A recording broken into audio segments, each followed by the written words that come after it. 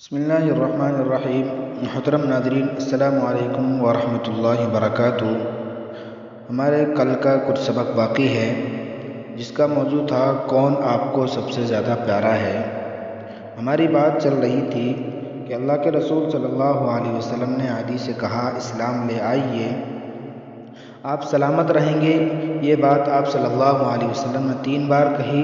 اس پر عدی نے جواب دیا میں بھی ایک دین پر عمل پیرا ہوں۔ پھر رسول اللہ صلی اللہ علیہ وسلم نے کہا میں آپ کے دین کو آپ سے بہتر جانتا ہوں۔ عدی حیران ہوئے کہ آپ میرے دین کو مجھ سے بہتر جانتے ہیں۔ رسول اللہ صلی اللہ علیہ وسلم نے جواب دیا جی ہاں۔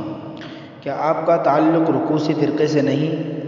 رکوسی نصرانیت کا ایک فرقہ ہے جس پر مجوسیت کے کچھ اثرات ہیں۔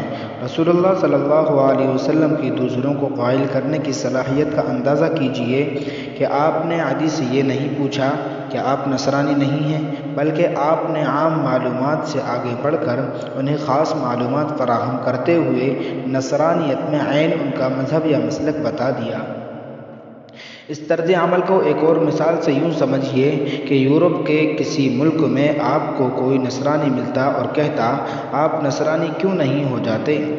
آپ کا جواب انکاری ہوتا کہ میں ایک مسلمان ہوں۔ اس پر وہ آپ سے یہ نہیں کہتا کہ کیا آپ مسلمان نہیں ہیں، اور یہ بھی نہیں کہ کیا آپ سنی نہیں ہیں، بلکہ وہ براہ راست آپ کے فقہی مسلک کا حوالہ دیتا، کیا آپ شافعی نہیں ہیں یا کیا آپ حنبلی نہیں ہیں؟ کہیے کیا آپ کو کوئی شک و شبہ رہے گا کہ وہ آپ کے دین کے متعلق سب کچھ نہیں جانتا؟ گفتگو کا یہی شعار رسول اللہ صلی اللہ علیہ وسلم نے عدی کے ساتھ اپنایا اور کہا کیا آپ کا تعلق رکوسی فرقے سے نہیں ہے؟ کیوں نہیں رکوسی فرقے سے ہے؟ عدی نے جواب دیا رسول اللہ صلی اللہ علیہ وسلم نے دریافت کیا جب آپ کی قوم آپ کی معیت میں جنگ لڑتی ہے آپ غنائم کا مربع نہیں کھاتے؟ بالکل کھاتا ہوں۔ آپ کے دین کی روح سے تو ایسا کرنا آپ کے لیے حلال نہیں؟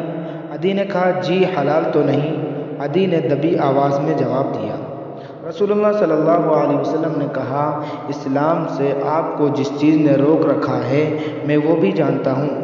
دراصل آپ سوچتے ہیں کہ بیچارے چند ضعیف لوگ اس آدمی کے پیچھے ہیں جن کے پاس قوت و طاقت نام کی کوئی چیز نہیں، اور اہل عرب نے بھی انہیں اپنے علاقے سے نکال باہر کیا ہے۔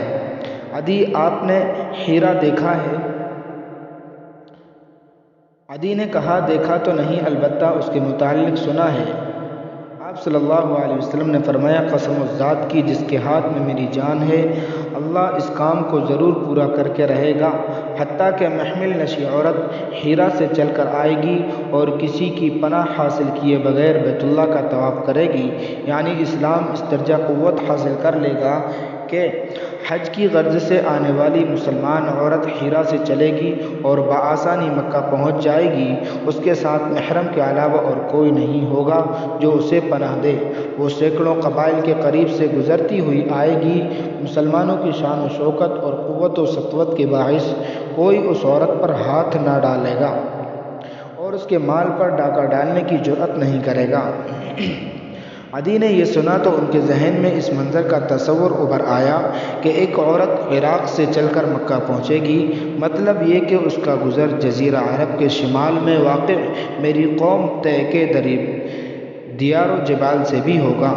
عدی نے متعجب ہو کر سوچا طے کے ڈراونے ڈاکو اس وقت کہاں ہوں گے جنہوں نے علاقے میں ادھم مچا رکھا ہے؟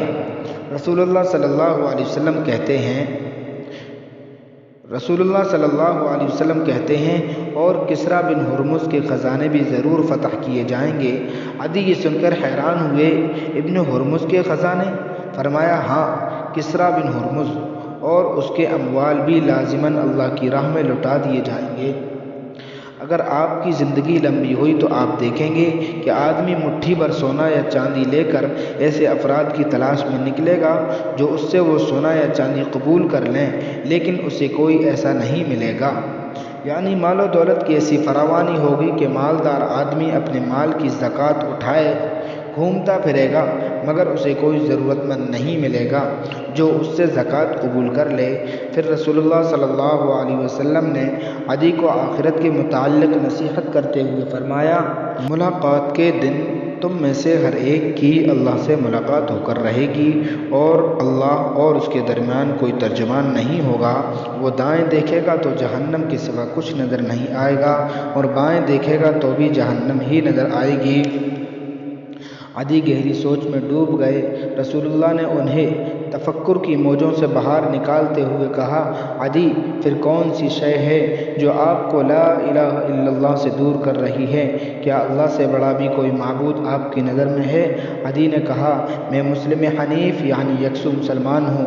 میں شہادت دیتا ہوں کہ اللہ کے سوا کوئی معبود نہیں اور میں شہادت دیتا ہوں کہ محمد اس کا بندہ اور رسول ہیں۔ جیسے ہی عدی نے یہ کہا، رسول اللہ صلی اللہ علیہ وسلم کا چہرہ خوشی سے جگمگا اٹھا۔ عدی بن حاتم نے یہ حدیث بیان کرتے ہوئے راوی سے کہا، اب آپ دیکھتے ہیں کہ محمل نشی عورت حرا سے چل کر آتی ہے اور بلا خوف و خطر بیت اللہ کا طواف کرتی ہے۔ کسریٰ کے خزانے فتح کرنے والوں میں خود شامل تھا اور اس ذات کی قسم جس کے ہاتھ میں میری جان ہے، تیسری بات بھی ہو کر رہے گی کیونکہ اس کی پیش گوئی رسول اللہ صلی اللہ علیہ وسلم نے کی ہے۔ رسول اللہ صلی اللہ علیہ وسلم کے اعلیٰ کردار پر غور کیجئے کہ آپ نے عدی کا پرتباہ خیر مقدم کیا اور ان سے نہایت الفت و محبت کا برتاؤ کیا جسے خود عدی بھی محسوس کیے بنا نہ رہ سکے۔ رسول اللہ صلی اللہ علیہ وسلم کا یہی رویہ عدی کو اسلام کے قریب لانے کا باعث بنا۔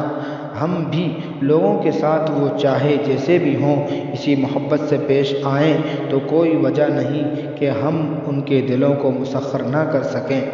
نقطۂ نظر، ہم نرمی، افہام و تفہیم اور مناسب طرز عمل سے اپنا پسندیدہ ماحول پیدا کر سکتے ہیں اور اپنی بات منوا سکتے ہیں۔ السلام علیکم ورحمۃ اللہ وبرکاتہ۔